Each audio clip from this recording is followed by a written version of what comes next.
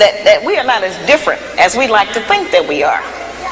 So what I'm going to go over real brief right now is what the attributes are of the good black woman. Since she's not on television, we may not recognize her. Okay. Now, the good black woman has 7 attributes, and then I'm going to explain to you how to utilize those in your day-to-day life. The good black woman has self-discipline, courteousness, cheerfulness, self-respect, intelligence, cleanliness, and love. Now, we've heard that terminology. You know, it's like one of those where they tell you pull yourself up by your own bootstraps. What do that mean? You know, how can I make that functional in my day-to-day life to benefit me as a practice? It sounds like all theory. Where's the practicum? What do I do? The good black woman has self-discipline. That's self-control. Let me make that real for you, sisters. We can start with our mouth. The good black woman can control her mouth. She don't have to say everything that comes up. It's okay if he get the last word sometime. You know, she don't cuss in public.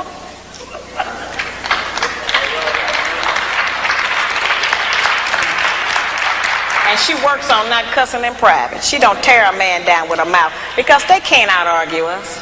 Can't nobody out-argue us. I have charged that we nag our men too much. We keep our men's head tied up so much with our petty grievances about our personal relationship that he don't have time to think and plan for our future. Because he got to deal with what's going to happen with us every day. You know, it's real odd. When the black man come home, he almost have to do a wind test or stick his toe in the door. He don't know what's waiting. He don't know who in there today. He know it's a possibility that there's some kind of new monster that he didn't even know about yesterday. So, you know, we need to not make it like that. We need to not be so vicious with our mouth. You know, men are not petty like that. They're not going to out-argue us. And it has been proven that verbal abuse is just as harmful as physical abuse.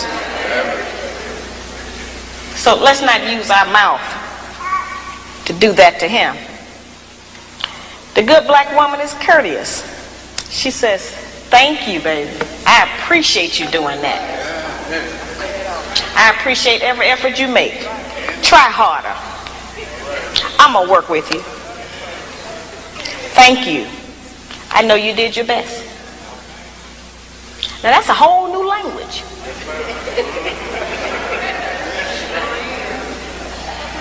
But just to say that during the course of the day, every day, with the man that you're trying to be with or want to be with, will make our life easier. We can't get it if we don't give it. We keep wanting them to give us and do something for us that we refuse to do and give to them. It don't work like that. The good black woman has self-respect. She don't have to go out naked just to get the attention of a man.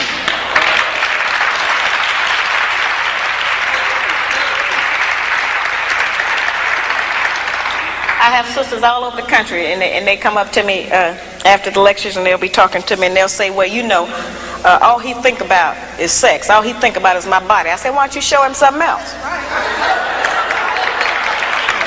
And then here's the really good one. They'll come up and they'll have on a weave. They have on false eyelashes, another whole face, false fingernails, and all of that. And then they'll say, but I'm looking for a real man.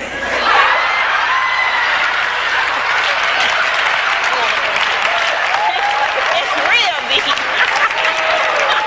I say, why? What do you want a real man for?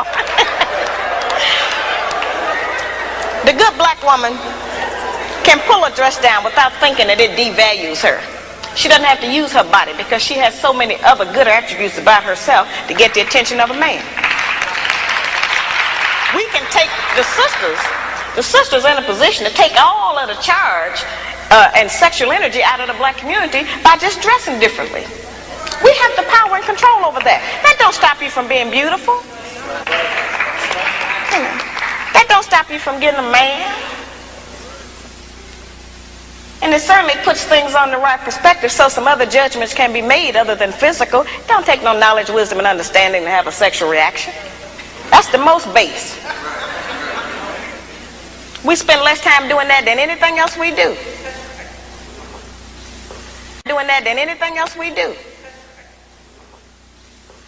So, you know, that doesn't always have to be the forefront issue. We know we are capable of that. The good black woman has intelligence, meaning that she knows how to behave properly in the streets. She's not in the wrong place. Some of our women don't know what else to do other than go to the bar. They need some activities. Some of our women thinking that staying home on the weekend is some kind of sin.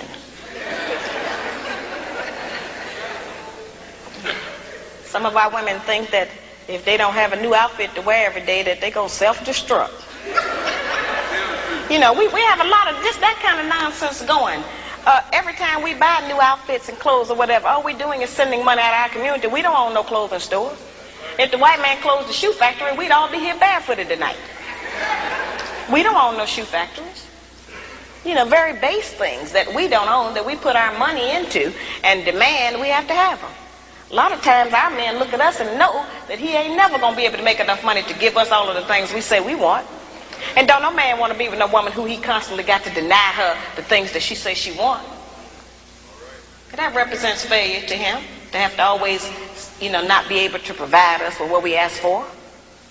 One of the ways we can do that is to start being satisfied with less. You know, the good black woman is clean. Now that's a hard one. The good black woman try to keep the house clean. Good black woman is clean by her own body.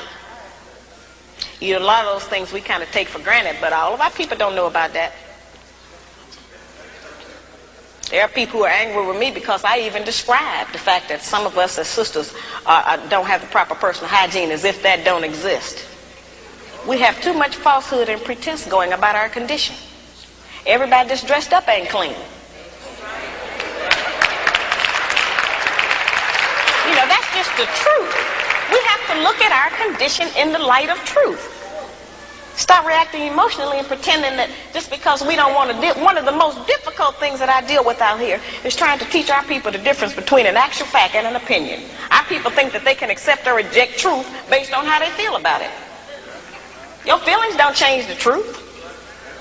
The truth is just going to be there. You can feel any kind of way you want to feel about it. Those kind of emotions have kept us from growing. Because anything we don't like, we just reject that and say, well, I don't believe that. That don't mean that it's not the truth. It just makes you a disbeliever. The good black woman practices non-possessive loving. Now, y'all know that's a hard one. Now, envy is wanting what someone else has. And jealousy, of course, is just selfishness. Non-possessive loving is not an easy one for us to practice. And of course I have a lot of sisters and some brothers who are in disagreement with me saying that. But the actual fact is that our men are outnumbered about 5-1. And nature is going to require that the men take responsibility for more than one woman and her children. Most of our men have children by more than one woman anyway. So I don't know why that was such a surprise, allegedly, when I said that. The black man has not been waiting on me to tell him he could have more than one woman. You know, I'm in agreement with the rest of y'all. I don't think he should do that, but I feel like you did. There are some things perhaps about the nature of our man that we have been given some definitions about that are not true. There are some things he can do that we call him a dog. We do not have the same capabilities as a man. I am not talking about fornication and adultery. That's something else. I'm talking about actual responsibility of fatherhood and husbandhood of another family. That's quite different from fornication and adultery. We don't have the same capabilities of them. That's right. A man can have 2 homes, 2 sets of in-laws. He can eat dinner at 2 houses, 2 sets of children, 2 garages, 2 separate sets of friends attached to that woman. He can have all of that. We can't do that. We can't cook dinner at 2 houses. We can't sleep with one man 4 nights a week and another one 3. Ain't no man gonna agree with that. We can't have one set of children we leave in one place and go and stay in another place and take care of another set. It doesn't work for us. Now that does not mean that we can't have sex with more than one man. That's not what I'm talking about. I'm talking about just taking responsibility for your children. Now certainly every man can't take financial responsibility for all of his children. He can do something. But a man who is spending time with a child is going to do something for it. Because then they'll find out what we have since we've been taking care of them by ourselves. You don't like to always say, no, I can't do it. No, I ain't got it. So the children will make you get it up. You spend some time with it. You know, that's an important thing. The effectiveness of the principles that I just described, their usefulness has not diminished just because modern opinion has changed about them. There is not a black man in this room who does not still enjoy it if his woman bake him a cake. Well, our young daughters are being raised and taught that that's old style and that's out of fashion. We are not making those rules. Somebody else is, and they're imposing them on us and making us think that we have to qualify under them.